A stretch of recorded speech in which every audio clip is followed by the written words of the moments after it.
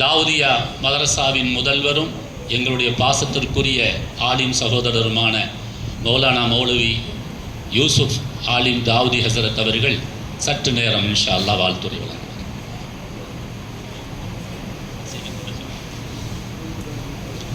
அஸ்ஸலாமு அலைக்கும் வரஹ்மத்துல்லாஹி வபரகாத்துஹ். சிறுவர்களுக்கு பள்ளிக்கூடம் லீவாக இருக்கிற இந்த காலகட்டத்தில் சுன்னத் செய்வதற்கான ஏற்பாடுகளை இந்த நற்பணி மன்றம் செய்வதோடு இது வல்லாத பல்வேறு சேவைகளில் தங்களை ஈடுபடுத்தி கொண்டிருக்கிறார்கள் என்பது மிக மகிழ்ச்சிக்குரிய விஷயம்.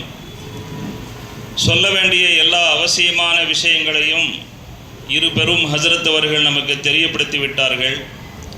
ஹத்னா என்பது சுன்னத்தே முஅக்கதா, இஸ்லாத்திலே வலியுறுத்தி கூறப்பட்ட ஒரு சுன்னத். அது மட்டுமல்ல, ஷஆயிருல் இஸ்லாம், இஸ்லாத்தினுடைய அடையாள சின்னங்களில் ஒன்றாக அது கருதப்படுகிறது. நாம் இதற்கு முக்கியத்துவம் கொடுப்பது போல இன்னும் நிறைய ஷஆயிருல் இஸ்லாம் இருக்கிறது. முஸ்லிம்கள் பெரும் வாரியாக வாழக்கூடிய பகுதியை அவர்கள் தாடி வைத்திருப்பதன் மூலம், தொப்பி அணிந்திருப்பதன் மூலம் பார்த்தவுடனே தெரிந்து கொள்ளலாம். இதுவும் இஸ்லாத்தினுடைய அடையாள சின்னங்களாக இருக்கின்றன. மிக பெரிய அளவில் முஸ்லிம் சமூகம் வசிக்கக்கூடிய நம்முடைய பகுதியில் கொஞ்சம் கொஞ்சமாக தொப்பி போடுவது குறைந்து வருகிறது. தாடி வளர்ப்பது என்பது அரிதாகி வருகிறது.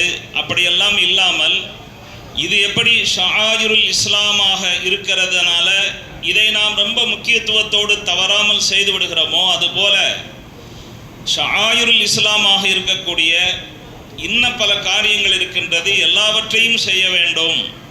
அதில் ஒன்றுதான் ஒரு முஸ்லிம் இன்னொரு முஸ்லிமை பார்த்த உடனே சலாம் சொல்லுதலும் கூட, ஹஜ்ரத் அவர்கள் குறிப்பிட்டது மாதிரி.